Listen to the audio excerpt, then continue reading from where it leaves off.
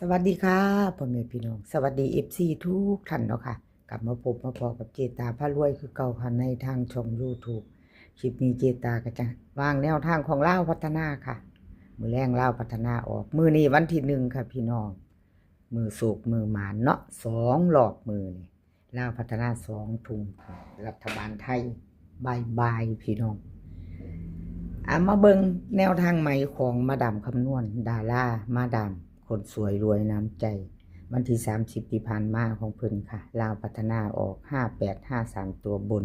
15ล่างเนาะค่ะของคนสวยรวยน้ำใจหลุดไป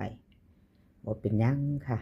หลุดแล้วหลุดเลยวันที่27เพิ่นเข้าไปอยู่เด้อค่ะ2งวดกับเข้ามาอยู่งวด1วิ่งหลุดของมาดามคำนวณเอาหลุดไปแล้วแนวทางเก่าแนวทางใหม่มาว่ากันใหม่มือนี้มือใหม่เดือนใหม่1เมษายนค่ะ FC ทุกท่านพี่น้องปองปายทุกสู่ทุกคนเนาะค่ะเอามาลุ้นต่อกับมาดามคำนวณแนวทางลาวพัฒนาเพิ่นมือแรงค่ะกับขอบุญขอบคุณมาดามคำนวณหลายๆเด้อค่ะที่ให้แนวทางมาวางทางช่องของเจตาครับขอบพระคุณเป็นอย่างสูงค่ะมาดามคำนวณค่ะวิ่งรูดเพิ่นให้มา1กับ3 2ตัว4หางค่ะ1719 3739บึ้นค่ะ1133 3ตัว3หาง137 139 113วิ่งรูดค่ะเพิ่นล่อง1เด่น3 2ตัวเพิ่นเน้น37กับ39ค่ะ2หางเพิ่นเน้น2หาง3ตัว137 139ใครจะตามต่อมาดามคำนวณมือแรง2 ทุ่มครึ่งค่ะมือใหม่แล้วเด้อเดือนใหม่สตาร์ทแล้วพี่น้องแคปหน้าจอค่ะไปต่อกับมาดามคำนวณคนสวยรวยน้ำใจของไทยเฮาเนาะค่ะแคปหน้าจอไว้รุ่นใหม่ต่อกับเพิ่นมาดามคำนวณคนสวยเคยเขาติดเด้ FC เพิ่นรุ่นหลามเนาะ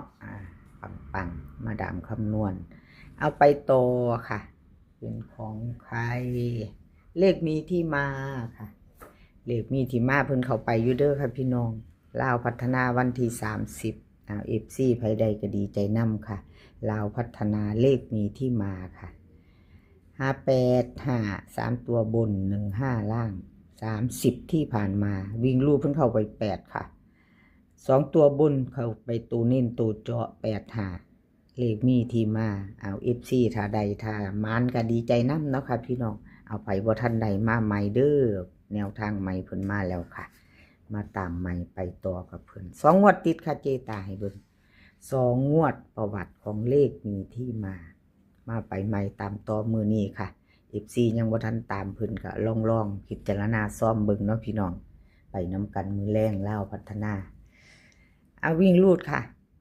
เพิ่นให้มาเลขพี่ที่มาวิ่งรูด2กับ3ค่ะ2ตัว4หาง27 37 29 39เบิ้นค่ะ22กับ33 3ตัวค่ะ3หาง237 239 223ค่ะวิ่งรูด2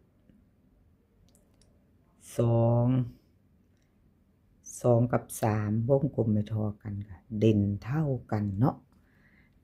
เด่นทอกัน2กับ3 2ตัวเน้น2หางค่ะ2737 3ตัวเน้นหางเดียว237ค่ะลาวพัฒนาเป็นมือแรงกับพี่น้องมือใหม่เดือนใหม่แล้วเนาะไปต่อมือใหม่แล้วมือใหม่เดือนใหม่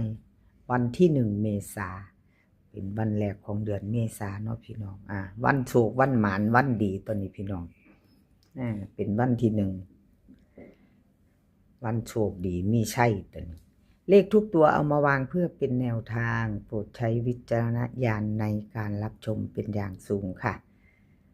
มีเขามีหลุดเนาะพี่น้องรับชมรับฟังเป็นเพียงแนวทางเนาะค่ะเป็นเพียงแนวทางกับขอบคุณขอบคุณเลขมีที่มาค่ะที่ให้แนวทางมาวางทางช่องของเจตาพารวยเนาะค่ะต้นฉบับเพิ่นก็อยู่กับมาดามคำนวณคนสวยรวยน้ำใจค่ะกับขอบคุณขอบคุณทั้ง2เซียนเนาะ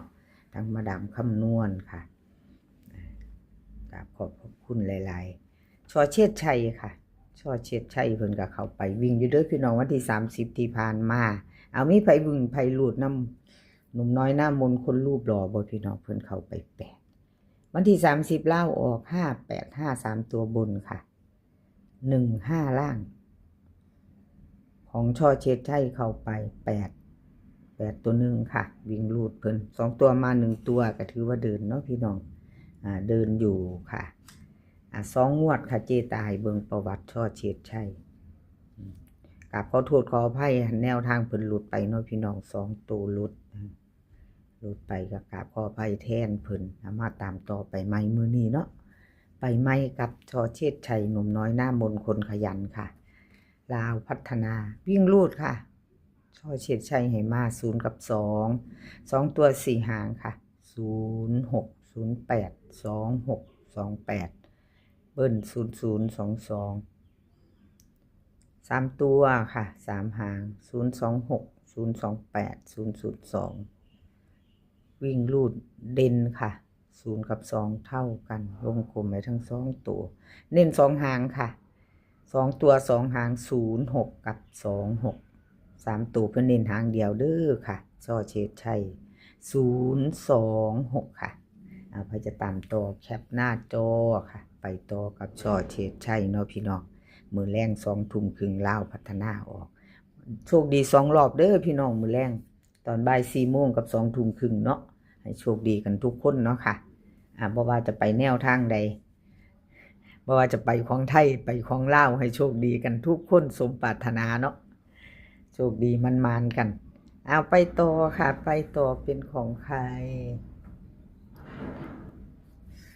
เลขลับนางฟ้าค่ะ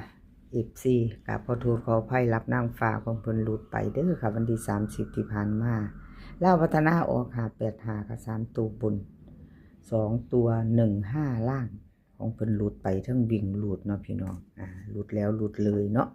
แต่ที่27เพิ่นเข้าไปอยู่เด้อค่ะวิ่งหลุดเพิ่นมาอยู่ค่ะตัวนึงเก่าหลุดไปใหม่มาค่ะบ่มีกักเด้อค่ะช่องเจตาหลุดแล้วหลุดเลยพี่น้องบ่เข้าก็คือบ่เข้าชัดเจนกับ FC เนาะค่ะให้ความมั่นใจกับ FC ของเซียนใดแน่หลุดต่อกันของเซียนใดแน่เข้ามาต่อกันดังๆปังๆเนาะก็ได้เห็นไปพร้อมกันเนาะพี่น้องเห็นไปนํกันเลขรับนางฟ้าค่ะลาวพัฒนาวิ่งรูดเพิ่นให้มา4กับ6ค่ะ2ตัว4หาง40 42 62 60เบิ้ลค่ะ44กับ66 3ตัวค่ะ462 460 446วิ่งลูดเพิ่นวิ่งลูดเด่น6ด้วยค่ะล่อง4เด่น6ตัวเดียว FC เลขลักนางเลขลับนางฟ้าพิจารณาวิ่งลูดเพิ่นเด้อเด่นตัวเดียวเด้อพี่น้อง6ไม้แห้งตัวนี้เนาะเน้นเพิ่นก็เน้น6เด้อพี่น้อง2ตัว62 60ค่ะเน้น2ตัว2หาง3ตัวค่ะ2หาง462 460เป็นจังใดพี่น้องพิจารณาซ่อมเน้นเด่นเพิ่นเนาะชอบกระจัดคัดกระพานค่ะขอบุญขอบคุณเลขรับนางฟ้าค่ะที่ให้แนวทางมาวางทางช่องเนาะขอบคุณเป็นอย่างสูงเนาะค่ะแล้วก็ขาดบ่ได้คือ FC เนาะพี่น้องบ่ว่าจะเป็น FC เก่า FC ใหม่ที่เข้ามาติดตามรับชมรับฟังมาเป็นกำลังแรงใจให้เจตาทางช่องน้อยๆเนาะมาคอมเมนต์กดไลค์กดแชร์เนาะค่ะกดหัวใจให้คอมเมนต์มากกราบขอบคุณหลายๆค่ะ FC ใหม่ถ้าเพิ่งผ่านเขามาเห็นมื้อนี้หรือคลิปนี้เป็นครั้งแรกเนาะพี่น้องเพิ่งมาเห็นเป็นครั้งแรกก็มียังบ่ทันกดติดตามถ้าชอบแนวทางเดียวกันค่ะคลิปนี้แนวทางลาวพัฒนาเป็นของมื้อแรงวันที่1เนาะค่ะแล้วก็แนวทางลาวพัฒนาทางช่องเจตาพารวยกดติดตามไว้ค่ะ FC